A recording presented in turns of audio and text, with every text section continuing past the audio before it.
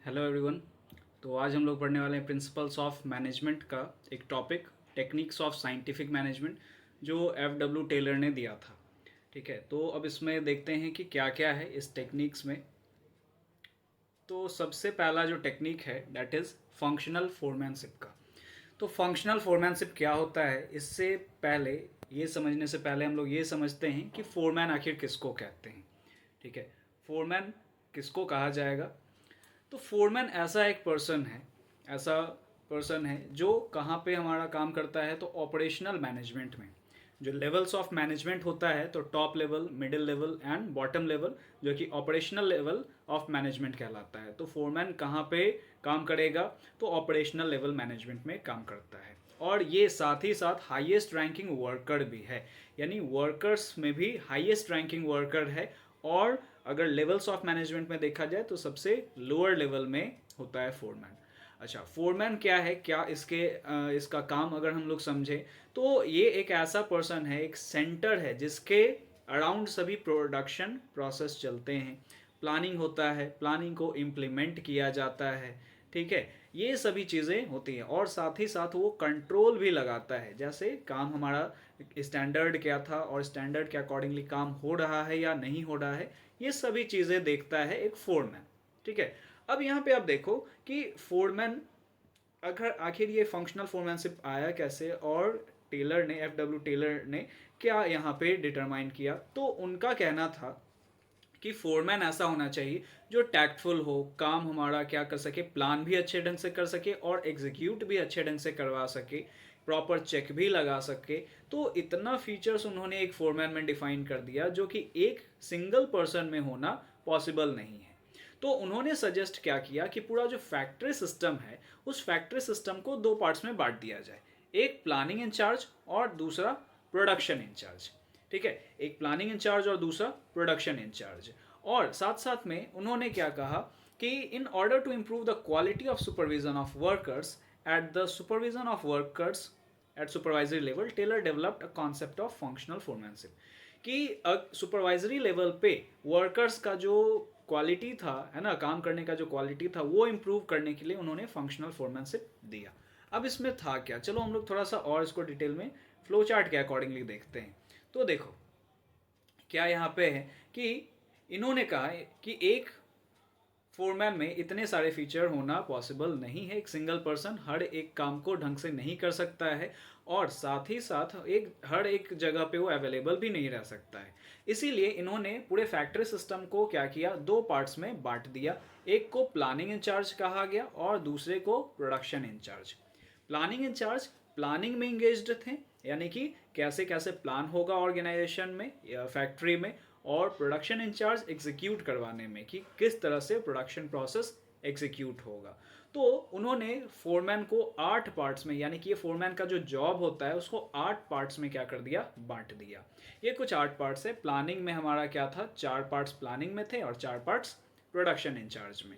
तो planning in charge में instruction card clerk को रखा गया, रूट क्लर्क को रखा गया, टाइम एंड कॉस्ट क्लर्क को रखा गया और डिसिप्लिनेरियन को रखा गया। और प्रोडक्शन इंचार्ज में किसको रखा गया, स्पीड बॉस को, गैंग बॉस को, रिपेयर बॉस को और इंस्पेक्टर को। ठीक है, अब यहाँ पे आप देखो कि इसमें क्या हुआ कि प्लानिंग इंचार्ज में आखिर कौन होंगे, प्लानिंग इंचार्ज में कौन होंगे और क्या क्या काम होगा इनका, ये हम लोग समझते हैं। चलो, तो प्लानिंग इंचार्ज का काम क्या है, प्लान करना, ऑर्गेनाइजेशन में प्लान करना। और इसमें इसमें 4 लोगों को अपॉइंट किया गया, यानी 4 तरह के फोरमैन थे। पहला था इंस्ट्रक्शन कार्ड क्लर्क। ठीक है, इंस्ट्रक्शन कार्ड क्लर्क का काम क्या है, तो इंस्ट्रक्शन कार्ड क्लर्क का काम है इंस्ट्रक्शन डिटरमाइन करना, इंस्ट्रक्शन ड्राफ्ट करना कि कौन क्या काम करेगा, है ना, वर्कर्स किस तरह से अपने जॉब को परफॉर्म करेंगे। तो ये पूरा इंस्ट्रक्शन देने का काम जो है वो इंस्ट्रक्शन कार्ड क्लर्क का काम है। दूसरा है रूट क्लर्क। तो रूट क्लर्क का यहाँ पे क्या काम है कि रूट ऑफ द प्रोडक्शन, यानी कि प्रोडक्शन का रूट, रूट का मतलब क्या होता है, रास्ता दिखाने का काम, यानी कि कौन से सीक्वेंस में काम होगा, पहले क्या होगा, उसके बाद का क्या स्टेप है, उसके बाद का क्या स्टेप है। तो रूट क्लर्क ये क्या करता है, डिफाइन करता है। Sequence to perform various job, various mechanical and manual operation, he also decides the job to be done for the day and where it is to be done. तो यहाँ पे आप समझो कि कब काम होगा, कैसे काम होगा, क्या क्या सीक्वेंस होगा, ये डिफाइन करता है कौन, रूट क्लर्क। उसके बाद है टाइम एंड कॉस्ट क्लर्क। तो टाइम एंड कॉस्ट क्लर्क का क्या काम रहता है, इसमें दो काम आएगा।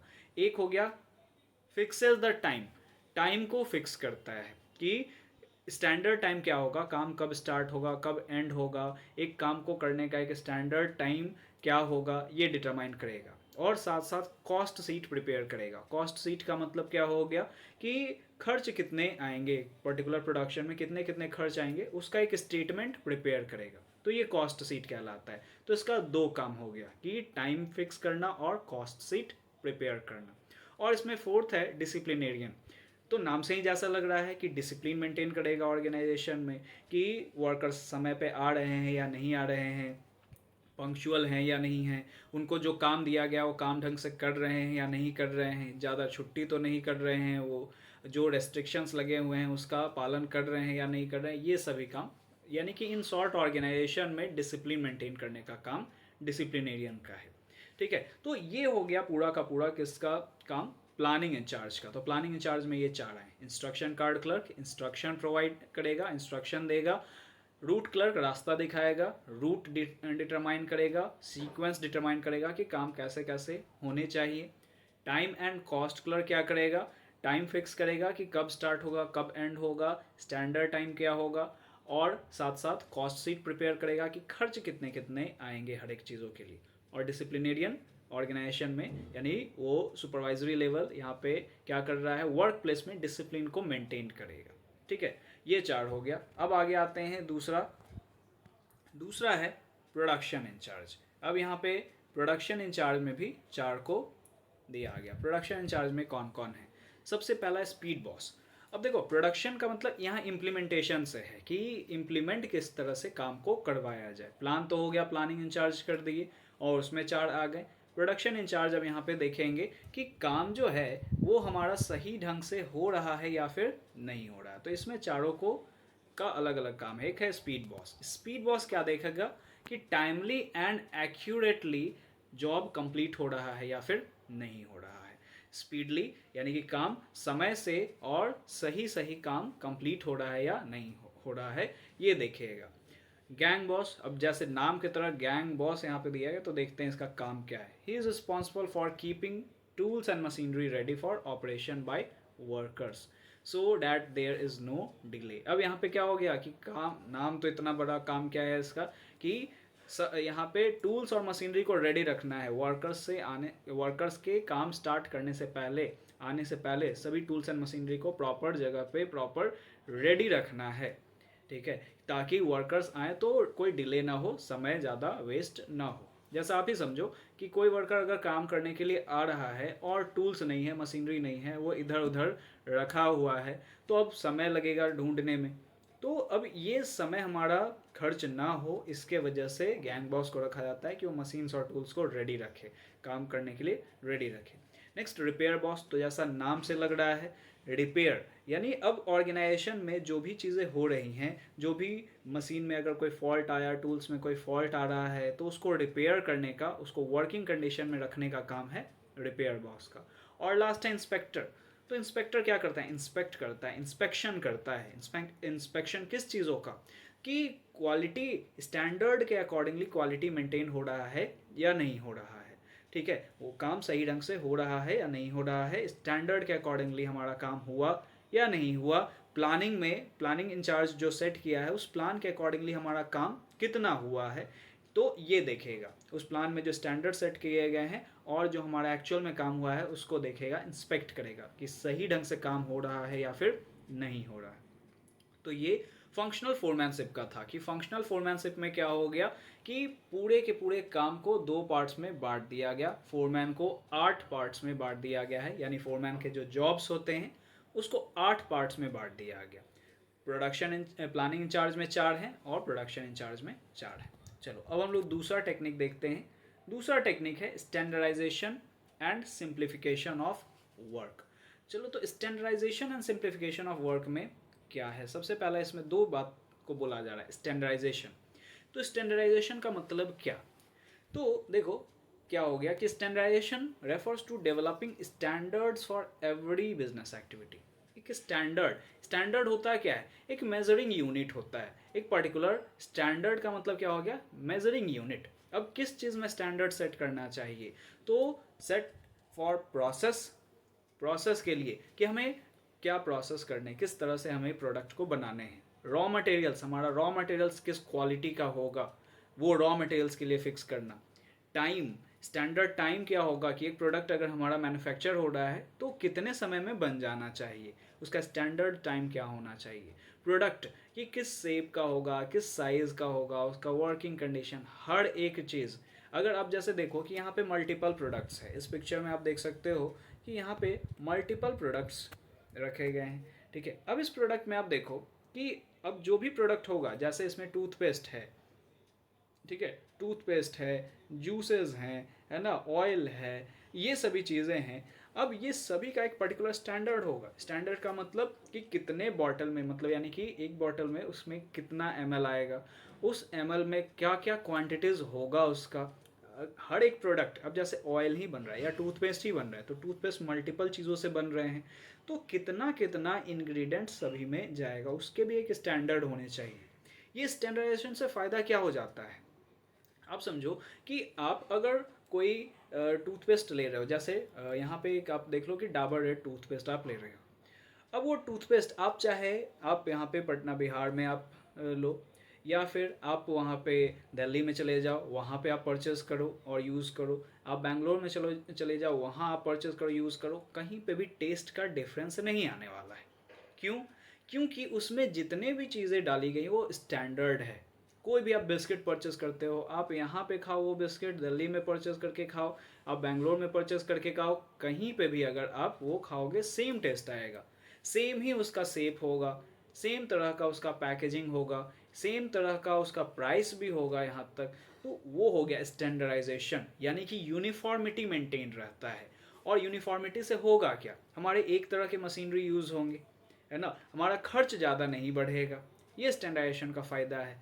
तो यहाँ पे देख लो कि the main objective of setting standard is to produce product of same type, size and characteristic. एक ही तरह के, एक ही टाइप के प्रोडक्ट, एक ही साइज़ के प्रोडक्ट, एक ही कैरेक्टरिस्टिक के प्रोडक्ट वो हम बना सके, यूनिफॉर्मिटी मेंटेन हो सके।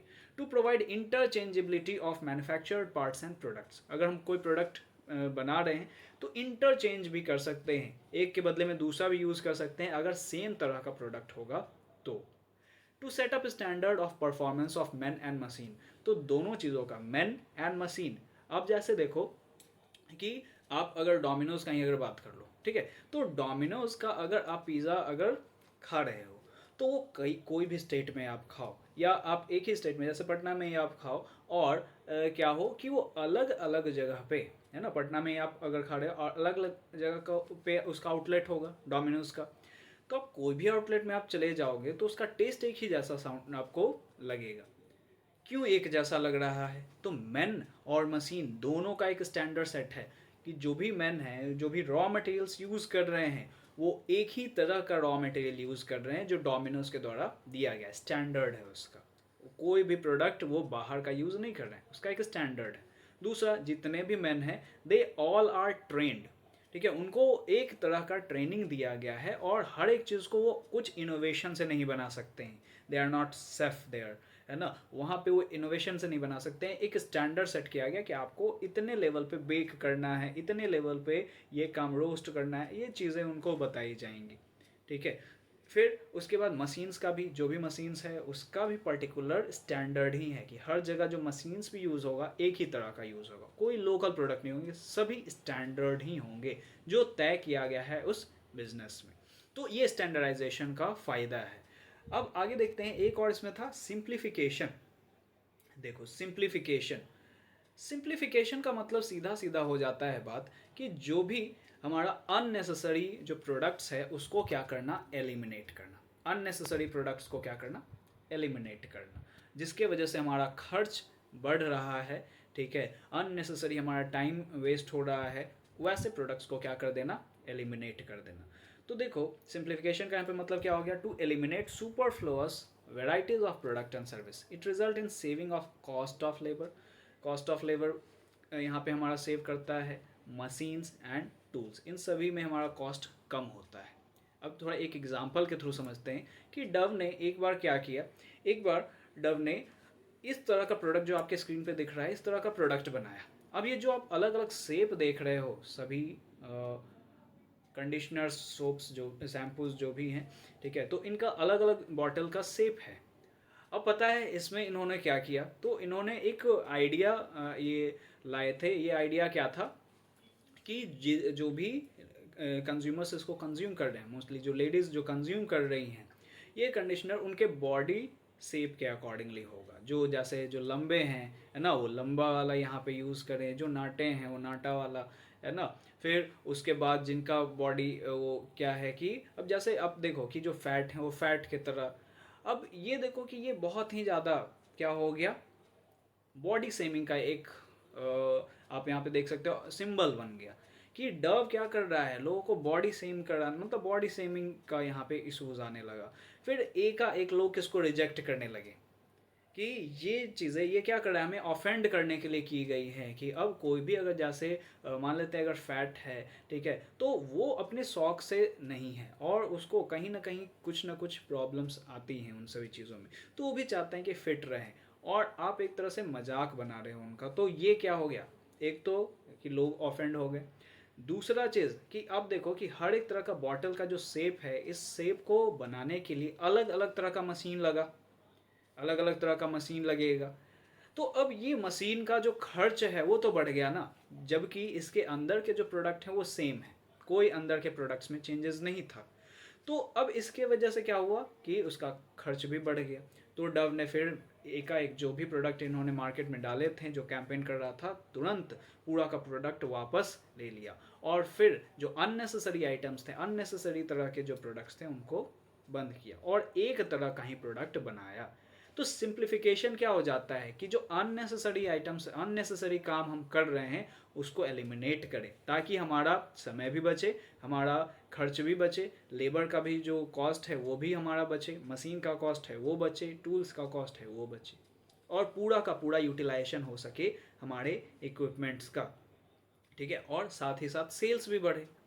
It aims at discarding unnecessary diversity of product. जैसे आप यहाँ पे डाइवर्सिटी देख सकते हो, अननेसेसरी डाइवर्सिटीज़ को हटा दिया गया ताकि हमारा कॉस्ट क्या हो सके, बच सके हर एक चीज़ में. ठीक है, टाइम में भी, लेबर कॉस्ट में भी, मशीनरी कॉस्ट में भी, ये सभी में हमारा समय बच सके. ये हो गया दूसरा स्टैंडर्डाइजेशन एंड सिंप्लीफिकेशन का टेक्निक. अब आते हैं तीसरा टेक्निक. तीसरा टेक्निक क्या है, वर्क स्टडी. यानी कि F.W. टेलर ने इन्होंने ये कहा कि वर्क को पूरे तरह से हम लोग को स्टडी करना चाहिए. जो भी काम वहाँ पे हो रहा है ऑर्गेनाइजेशन में, फैक्ट्री में, उनको हमें क्या करना है, स्टडी करना है प्रॉपर. और स्टडी करके कुछ चीज़ों पे, कुछ पर्टिकुलर चीज़ों पे, अब जैसे मेथड, मोशन, टाइम और फटीग, ये 4 स्टडीज़ में आया वर्क स्टडी. तो work study is a systematic and objective oriented analytical and critical assessment of the performance of workers in various operation in the workshop. कि वर्कर जो काम कर रहे हैं, अलग अलग वो काम कर रहे हैं, तो हर एक काम को लेके यहाँ पे कुछ स्टडी किया जाए और स्टडी करके कुछ सर्टेन रिजल्ट आए, उस पर काम किया जाए. तो इसमें सबसे पहला आया मेथड स्टडी. मेथड स्टडी का मतलब क्या हो गया, एक काम को करने के लिए बहुत सारे तरीके हो सकते हैं, है ना. एक काम को करने के लिए बहुत सारे तरीके हो सकते हैं, कन्फ्यूज़न भी होगा. अब यहाँ पे हमें क्या चाहिए, मैनेजमेंट हमेशा ऑब्जेक्ट गोल ओरिएंटेड होता है, तो उसे गोल अचीव करना है और वो भी कैसे, इफेक्टिव एंड एफिशिएंट वे में, है ना, कि टाइमली भी हो जाए और साथ साथ हमारा कॉस्ट भी कम लगे. तो अब यहाँ पे जो इतने मेथड्स हैं काम को करने के लिए, कि काम को करने का अलग अलग तरीका हो सकता है, एक ही काम को करने के लिए अलग अलग तरीके हो सकते हैं, तो इसमें से बेस्ट मेथड को चूज़ करना, best methods of doing particular job, एक काम को करने का, यहाँ पे एक काम को करने का बेस्ट मेथड क्या होगा, ये चूज़ करना है. तो मेथड स्टडी में ये देखा जाता है कि एक काम हम जो करेंगे उसका क्या क्या तरीका हो सकता है और उसका बेस्ट तरीका क्या है, जिसमें हमारा टाइम भी बचे और कॉस्ट भी कम हो और साथ साथ हमारा जो क्वालिटी है वो भी बढ़े प्रोडक्ट का और कस्टमर सेटिस्फाई हो. तो मेथड स्टडी, बेस्ट मेथड को हमें क्या करना है, we need to choose the best method of doing a particular job. ये मेथड स्टडी था। मेथड स्टडी के बाद वर्क स्टडी में दूसरा जो आता है वो है मोशन स्टडी। देखो ये बहुत इंटरेस्टिंग टॉपिक है, मोशन स्टडी। मोशन स्टडी का मतलब आखिर क्या हुआ, देखो मोशन स्टडी, मोशन का मतलब यहाँ पे क्या हो गया, मूवमेंट। बहुत सारे जो मूवमेंट है हैंड्स और लिम्स के, हमारे जो मूवमेंट है वर्क में, तो काम में जो यहाँ पे मूवमेंट आ रहा है वो सभी के बारे में बात किया गया। Various movements like sitting, standing, holding, turning, changing position. एक वर्कर एक जगह पे काम करता है तो इस तरह का मूवमेंट तो करता ही है। जैसे आप इस एग्जांपल में आप देखो कि ये एक शेफ है, ये शेफ या कुक ये क्या काम कर रहा है, ये काम कर रहा है मतलब कि डिशेस बनाने का। अब डिश के लिए इसको मूवमेंट करना होगा, है ना, कि हमारे अगर कोई भी डिश प्रिपेयर कर रहा है तो उसके लिए इंग्रेडिएंट्स क्या क्या होंगे, उसको अरेंज करना, कट करना, आगे का जो भी काम है, तो इसके लिए हैंड्स, लिम्स का, ये सभी का तो मूवमेंट होगा, है ना। तो अब इसी में जैसे मूवमेंट्स आ जाते हैं सिटिंग, स्टैंडिंग, होल्डिंग, टर्निंग। अब मोशन स्टडी में क्या बोला गया कि ऐसा हमारा क्या होना चाहिए, मोशन होना चाहिए, ऑर्गेनाइजेशन को इस तरह से अरेंज करना है कि कम से कम मोशन क्या हो सके, लोगों का यूज़ हो सके, यानी कि कम से कम मूवमेंट हो। जैसे ये जो शेफ है, आप देखो कि ये जो शेफ है ये जो भी डिश बनाएगा, तो अब ये डिश में जो भी चीज़ों का ज़रूरत पड़ेगा, तो अब यहाँ पे आप समझ लो कि अगर ये डिश बना रहा है, क्या बना रहा है, तो ये बना रहा है एक वेजिटेबल ही बना रहा है, सब्जी अगर बना रहा है, तो सब्जी बनाने के लिए जो हमारे कच्चे जो सब्जी होते हैं तो उसको वो चाहिए। दूसरा इसके लिए नाइफ चाहिए। तीसरा इसके लिए वो जो भी आपका क्या हो जाता है, बनाने के लिए हमारा अपरेटस है, वो सभी चीज़ें चाहिए, चूल्हा वगैरह चाहिए, ठीक है। तो ये सभी चीज़ें चाहिए, साथ साथ में और चीज़ें चाहिए जैसे नमक हो गया, ऑयल हो गया, इन ये सभी चीज़ें चाहिए।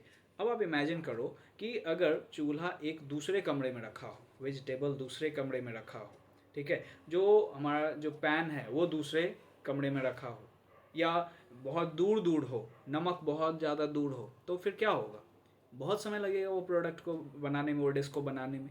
आप इसको इमेजिन कर लो अपने घर में ही, किचन में ही, कि अगर किचन आप देखोगे कि मम्मी जो खाना बनाती है तो वो जो भी सामान होता है वो खाने से रिलेटेड, वो सभी आसपास में ही रखा रहता है। क्यों आसपास में रखा रहता है, ऐसा क्यों नहीं होता है कि अगर ऑयल जो है, तेल जो है वो दूसरे कमरे में रखा हुआ है ना, नमक है वो दूसरे कमरे में रखा हुआ है, या फिर वो जो हमारा पैन है वो सबसे ऊपर वाले डेक पे रखा हुआ है। अब ऐसा अगर होने लगे तो हमारा मूवमेंट इतना ज़्यादा होने लगेगा और काम बहुत ज़्यादा डिले होगा, समय लगेगा। तो ऐसा होना चाहिए कि हमारे आसपास में, तो ये भी को क्या करता है, ये अपने आसपास में ही सामान को रखे रहेगा कि तुरंत वो क्या हो सके, प्रिपेयर कर सके डिश को, कोई डिले ना हो। तो यहाँ पे दो चीज़ें हैं, टाइम भी ज़्यादा ना लगे और ज़्यादा थकान भी ना हो। अगर बार बार कोई चीज़ों को लेने जाना पड़े, लाना पड़े, है ना, उठना पड़े, बैठना पड़े, तो कम से कम मूवमेंट हो हमारे प्रोडक्ट एरिया में, तो उससे हमारा वर्कर्स का एफिशिएंसी भी बढ़ेगा, टाइम भी कम लगेगा। तो मोशन स्टडी इसी को कहते हैं। अब देखो इसको, ये बेस्ट एग्जांपल आप देख सकते हो कि मैकडॉनल्ड्स ने जब स्टार्ट किया बिजनेस, तो ये दो भाई स्टार्ट किए थे। अब ये दो भाई क्या किए, वहाँ पे अपने बिजनेस एरिया में यहाँ पे बहुत कम समय में प्रोडक्ट को सर्व कर देते हैं। यानी कि अभी आपने ऑर्डर किया और तुरंत में, है ना, विद इन सर्टेन मिनट्स और वी कैन से सेकेंड्स, ये आपका क्या हो जा रहा था, प्रोडक्ट रेडी हो जा रहा था, तुरंत ऑर्डर दिया गया और सामने डिलीवर्ड हो गया, ठीक है। तो एक कस्टमर था, वो कस्टमर चौंक भी गया कि I think this is not my product. तो वहाँ पे जो सर्व कर रहे थे, जो दे रहे थे, वो बोले कि ये आप ही का प्रोडक्ट है सर, आपने यही सभी ऑर्डर किया था ना। तो वो चौंक गया कि इतने कम समय में कैसे।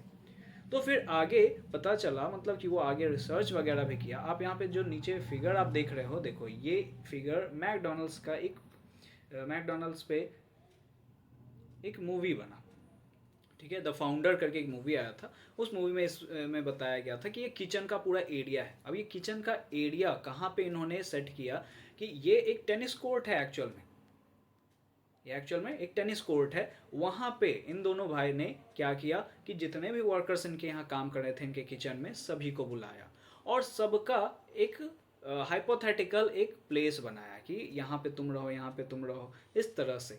और हाइपोथेटिकली उनको काम करना था कि आप इमेजिन करो कि आपका जो काम है, जैसे आप यहाँ पे फ्राई करने का काम कर रहे हो तो आप फ्राई कर रहे हो, फिर आप यहाँ से ये रॉ मटेरियल इधर से लिए, तो इस तरह से अरेंज किया उन्होंने कि बहुत कम से कम समय में वो प्रोडक्ट रेडी हो जा रहा था, कम मोशन भी लगा, है ना। और ये कहाँ उन्होंने किया, ये एक टेनिस ग्राउंड में किया कि एक हाइपोथेटिकल वहाँ पे चल रहा था और उसी चीज़ों को ये इन्होंने अप्लाई किया अपने बिजनेस में, अपने बिजनेस के किचन में। तो ये मोशन स्टडी, अब यहाँ पे मोशन स्टडी की अनप्रोडक्टिव चीज़ें नहीं होनी चाहिए, मोशन इतना ही हम यूज़ करें कि जहाँ पे हमारा काम समय से हो सके, ठीक है। तो मोशन स्टडी इसी चीज़ों को कहता है कि हमारा हैंड और लिम्स का मूवमेंट कम से कम हो, ठीक है। बेस्ट मोशन क्या है, बेस्ट वे क्या है, अगर कोई वर्कर काम कर रहा है और उसे बार बार टूल्स लेने दूसरे जगह पे जाना पड़े तो फिर वो ज़्यादा समय लगेगा। तो टूल्स उसका अगर जहाँ पे काम कर रहा है उसके बगल में ही अगर टूल का बॉक्स अगर हो तो बहुत सुटेबल है कि तुरंत वो काम कर सकता है उस चीज़ों से। ये हो गया मोशन स्टडी। चलो नेक्स्ट आ जाते हैं वर्क स्टडी में, तीसरा आया टाइम स्टडी। तो जैसे नाम से ही यहाँ पे लग रहा है कि टाइम के बारे में हमें स्टडी करना है कि what will be the standard time, कि एक काम को करने में, एक प्रोडक्ट को बनाने में स्टैंडर्ड टाइम क्या लगना चाहिए, कि वो काम अगर ज़्यादा डिले भी नहीं होना चाहिए, स्टैंडर्ड टाइम क्या लगना चाहिए, ठीक है। तो ये हमारा टाइम स्टडी में कहा जाता है, मतलब टाइम स्टडी में सेट होता है। जैसे आप एग्ज़ाम देते हो तो एग्ज़ाम में आपका क्या होता है कि पेपर सॉल्व करने का जो स्टैंडर्ड टाइम वहाँ पे तय किया गया हुआ क्या है, 3 आवर्स, ठीक है। अधिकतर जो एग्ज़ाम्स आप दोगे, जो आपके सब्जेक्टिव एग्ज़ाम्स होंगे, तो वो मैक्सिमम 3 आवर्स होते हैं। तो ये स्टैंडर्ड टाइम स्टडी से ही फिक्स किया गया है कि ये इतने जो क्वेश्चंस हैं इसको सॉल्व करने का स्टैंडर्ड एक टाइम क्या होना चाहिए, that is 3 hour, approximately 3 hours, वो टाइम स्टडी में आ जाता है, ठीक है। उसी तरह से ऑर्गेनाइजेशन में भी यही होगा कि हमारा टाइमली काम हो सके तो एक स्टैंडर्ड टाइम क्या होगा ये तय किया जाए। नेक्स्ट है फैटीग स्टडी। अब ये फैटीग स्टडी क्या है, ये भी बहुत इंटरेस्टिंग है। अब जैसे देखो काम कर रहे हैं लोग, है ना, तो काम करने के दौरान थकान तो होगा, तो थकान को ही फैटीग कहते हैं, ठीक है, थकान को ही फैटीग कहते हैं। अब लगातार बिना कोई रेस्ट इंटरवल के अगर कोई काम कर रहा है तो क्या होगा, वो थक जाएगा, काम फिर सही से नहीं कर पाएगा। तो इसके लिए क्या होना चाहिए, रेगुलर रेस्ट इंटरवल्स होने चाहिए। फैटिग स्टडी में क्या है, fatigue study seeks to determine the time and frequency of rest interval in completing task, कि एक टास्क को करने में कितना हमारा समय लगेगा और बीच बीच में रेस्ट इंटरवल का जो फ्रीक्वेंसी है वो कितना होना चाहिए, क्या होना चाहिए।